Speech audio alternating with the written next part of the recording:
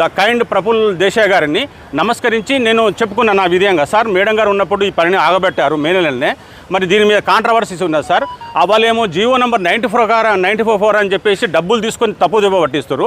కానీ సార్ ఇది ఆల్రెడీ ఎస్సీలకు ఎస్టీలకు ఒడ్డర్లకు తెలంగాణ స్టేట్లో ఇచ్చిన జీవో సంబంధించిన సబ్జెక్ట్ సార్, ఇది బతుకు తెరువులకు సంబంధించిన సబ్జెక్ట్ సార్ ఇది.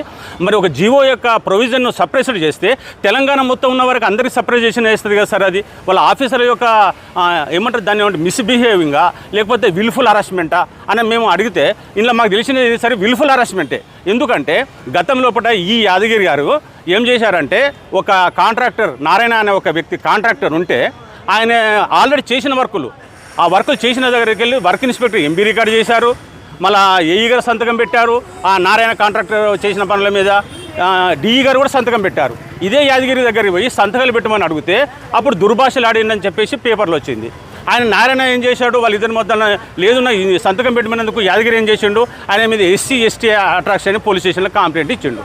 ఇస్తే మేమేం చేసినాడు, కాంట్రాక్టర్లు అంతా కలిసి యాదగిరి గారు అవినీతికి పాల్పడుతున్నారు కాబట్టి ఏదో ఆ సంతకాల సేకరణ చేస్తే అందులో కాంట్రాక్టర్లు మేము కూడా తెలియక కొన్ని సంతకాలు పెట్టేసి మేము ఏం చెప్పినాం, అరే ఇది నారాయణ గారి ఫేవర్లో అయితే పాపం ఆయన మంచి కాంట్రాక్టరు, అది వర్క్లకు సంబంధించిన అయితే మాత్రం మేము సపోర్ట్ చేస్తాం, లేకుంటే మీ ఇద్దరిది ఇండివిజువల్గా వ్యక్తిగత కక్ష ఉంటే మాత్రం మేము డ్రాప్ అవుతామని చెప్పేసి మేము డ్రాప్ అయిపోయినాం సార్.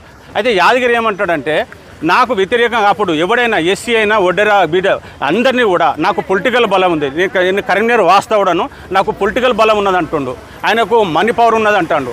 మనీ పవర్ తోటి పొలిటికల్ పవర్ తోటి మమ్మల్ని అందరినీ ఒక్కొక్కలకు వేసిన వర్కులన్నింటినీ క్యాన్సిల్ చేయించుకుంటూ మా మీద పగ సాధిస్తా అంటుండు సార్. ఈ పగ సాధించుడు ఏంది సార్, ఒక ఆఫీసరు లోకల్ వ్యక్తి అయిపోయి పగ సాధిస్తా అని మా ఎస్సీలను దౌర్జన్యం చేస్తుండు. మరి మేము ఎవరి మీద కేసు పెట్టాలి సార్, ఎస్సీ ఎస్టీ యాక్ట్ ఎవరి మీద పెట్టాలి సార్ అని మా జీవోను గవర్నమెంట్ ఇచ్చే జీవోను ధ్వంసం చేస్తుండు కదా సార్ ఆయన, ఒక బీయింగ్ వెల్ ఎడ్యుకేటెడ్ గెస్టెడ్ ఆఫీసర్ కదా సార్ ఆయన.